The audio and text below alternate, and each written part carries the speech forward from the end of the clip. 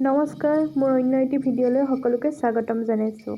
আজি এটা কণীৰ ৰেচিপি লৈ আহিছোঁ। আচলতে মই ইমান পাকৈত ৰান্ধনি নহয়, তথাপিতো ৰেচিপিটো আপোনালোকৰ লগত শ্বেয়াৰ কৰিব মন গ'ল, সেইকাৰণে ভিডিঅ'টো বনাই দিলোঁ।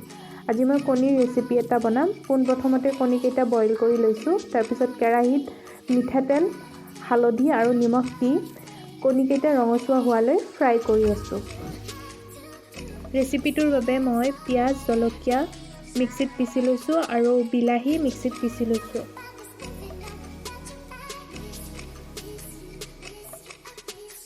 কেৰাহীৰ পৰা কণী ফ্ৰাই কৰা তেলখিনি আঁতৰাই পুনৰ নতুন তেল দি দিছোঁ। তেলখিনি গৰম হোৱাৰ পিছত কেৰাহীত মই পিচি থোৱা পিঁয়াজ, জলকীয়াৰ মিশ্ৰণটো দি দিছোঁ।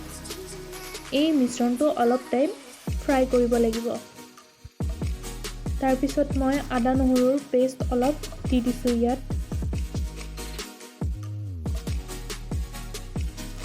মোৰ ওচৰত থকা মছলাবিলাকৰ অলপ মছলা মই এই ফ্ৰাই কৰি থকা পিঁয়াজ, তাৰপাছত আদা নহৰু জলকীয়া এইখিনিত অলপ মছলা মই দি দিছোঁ। এয়া মই গৰম মছলা অলপ দি দিছোঁ। এইখিনি ফ্ৰাই হোৱাৰ পিছত মই যিখিনি বিলাহী পেষ্ট বনাই থৈছিলোঁ সেইখিনি ইয়াৰ লগত মিক্স কৰি দিছোঁ আৰু এইখিনি অলপ টাইম ফ্ৰাই কৰিব লাগিব। তাৰপিছত মই ইয়াত সোৱাদ অনুসৰি অলপ নিমখ দি দিছোঁ। আপোনালোকে আপোনালোকৰ হিচাপত নিমখখিনি দি ল'ব পাৰিব। তাৰপাছত মই ইয়াত এড কৰিম হালধি।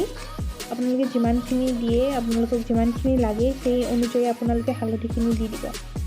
মিক্সিটোত অলপ পানী দি ইয়াত লাগি থকা বিলাহীখিনি মই আকৌ কেৰাহীটোত দি দিছোঁ।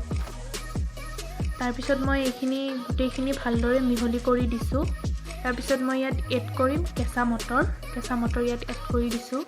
চাওকচোন ইমান ধুনীয়াকৈ উতলি আছে। মই এইখিনি 2 পৰা 3 মিনিট উতলিবলৈ দিম।